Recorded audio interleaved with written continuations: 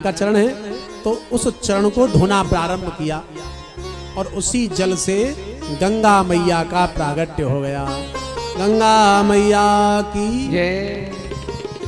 गंगा मैया साक्षात साधारण नदी नहीं है। गंगा मैया हमारे पापों का नाश करने वाली आहा भागीरथी मां गंगा है। जैसे काक भुसुंड जी देखने में कौआ है लेकिन कौआ नहीं है, हनुमान जी देखने में बंदर दिखाई देते लेकिन बानर नहीं है, गोवर्धन गिरिराज महाराज देखने में पहाड़ है लेकिन वो पहाड़ नहीं है, ऐसे ही गंगा मैया देखने में नदी है लेकिन गंगा साधारण नदी नहीं है, त्रिपथगामिनी है। ब्रह्मलोक से आई है भगवान शंकर की जटा में। अमृत जल है मां गंगा का। मां गंगा का तीनों देवताओं से संबंध है।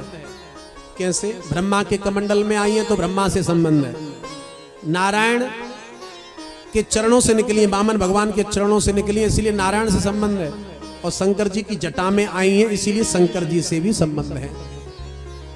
और हम जब गंगा स्नान करने जाते हैं तो ये गंगा मैया हमें तीनों देवताओं का रूप बना देती हैं, तीनों देवता का रूप दे देती है।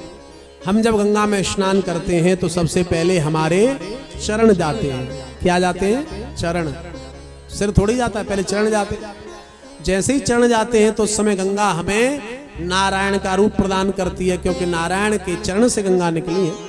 और जैसे ही डुबकी लगाते हैं तो सिर पे जब गंगा आती है तो उस समय हमें भगवान शिव का रूप प्रदान करती है गंगा, क्योंकि शंकर जी की जटा में से गंगा निकली है। चरण गए तो नारायण का रूप बनाया, और जब डुबकी लगाई तो सिर पे गंगा आई तो भगवान शिव का रूप प्रदान किया। और जब हम किसी पात्र में कमंडल में जल भर करके घर पे लाते हैं तो गंगा हमें ब्रह्मा का रूप दे देती है। ऐसी मां गंगा है। कमंडल में गंगा को रखा ब्रह्मा जी ने।